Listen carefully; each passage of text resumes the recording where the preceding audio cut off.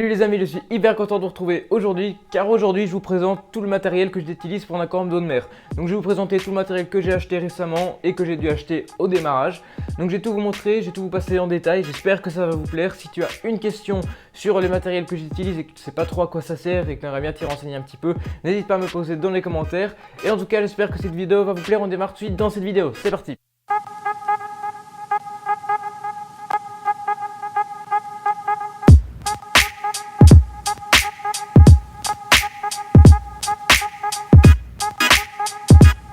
Donc je vais vous présenter mes produits par ordre décroissant, donc ceux que j'utilise le plus et après ceux que j'utilise le moins. Et je vous donnerai à chaque fois mon avis sur chacun de ces produits, ce que j'utilise, etc.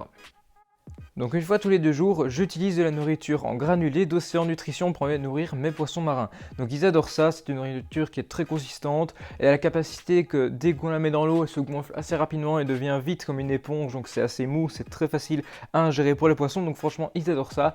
Et une autre fois, donc tous les 2 jours à nouveau, j'utilise de l'alimentation congelée. Donc j'utilise plusieurs types d'alimentation congelée qui sont toujours de chez Océan Nutrition. Donc j'utilise des Artemia, du Marine Mix. Donc ça c'est un mix de plusieurs alimentations dans une seule plaquette. J'utilise aussi des copépodes pour mes coraux. Donc voilà, j'utilise pas mal de nourriture. J'ai peut-être bientôt m'acheter du plancton rouge. Voilà, donc j'utilise pas mal de petites choses. Et aussi, de temps en temps, j'utilise de la nourriture pour LPS, donc pour mes coraux, qui est aussi de la nourriture lyophilisée qui fonctionne vraiment très très bien. Tous les 3 jours, je teste mon eau, donc principalement le pH, le KH, le calcium et le magnésium, ainsi que les phosphates en ce moment. Donc j'utilise les tests de chez JBL, donc c'est pas les tests les plus fiables pour certains paramètres. C'est pour ça que pour les phosphates, j'ai utilisé un test de chez Tropic Marin qui fonctionne vraiment très très bien pour détecter les phosphates qui sont bien évidemment dans l'aquarium pour éviter tout type d'algues dans mon aquarium. Pour l'instant, j'utilise en permanence une résine antiphosphate que je mets dans ma décante parce que pour l'instant, j'ai pas mal de phosphate dans mon aquarium que je suis en train d'éliminer car les phosphates, ça produit de la cyanobactérie. Ma cyanobactérie arrive à se développer, donc il faut que j'arrive à l'éliminer. Donc j'ai utilisé de la résine antiphosphate. J'ai utilisé celle d'Aquamedic. C'est un très bon retour. Ça commence déjà à bien baisser mes phosphates. J'y vais progressivement pour pas faire un choc à l'aquarium et tout se passe vraiment bien et cette résine fait vraiment bien son effet. Une fois par semaine, si mon aquarium en a besoin, je rajoute du KH, du calcium et du magnésium pour remettre mes paramètres à un bon niveau pour mes coraux parce qu'ils en ont besoin. Si mes paramètres varient trop, ça favorise la cyanobactérie encore une fois. Donc voilà, il faut garder des paramètres assez stables et c'est ce que j'essaye de faire. Moi pour l'instant, c'est surtout mon KH qui baisse beaucoup. Donc c'est plutôt le KH que j'utilise principalement. Après, au fur et à mesure du temps, je vais rajouter des coraux. Donc je vais bien évidemment devoir beaucoup plus complémenter en calcium et en magnésium et il sera peut-être aussi temps bientôt de regarder après une pompe doseuse.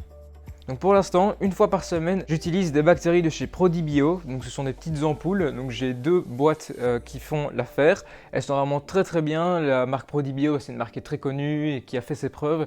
Donc voilà, j'utilise ça pour essayer de bien lancer mon bac, pour éviter encore une fois la cyanobactérie parce que c'est une qui est vraiment très embêtante. Donc voilà, j'utilise ça de temps en temps. J'ai des bons retours sur ces bactéries. On voit la différence du jour au lendemain au niveau des paramètres et au niveau du rendu de la couleur de l'eau. Donc de temps en temps, on va dire 1 à 2 fois par mois, j'utilise l'Eptasia X de chez Red Sea. C'est un produit qui fonctionne très très bien. Donc la plupart des gens qui sont dans le festival, je suppose qu'ils connaissent ce produit. Ça coûte pas excessivement cher pour la dose de produit qu'on a. Et c'est vraiment très efficace contre les Eptasia. Donc voilà, quand j'ai 2-3 Eptasia qui apparaissent à certains endroits, je les élimine rapidement avec ce produit.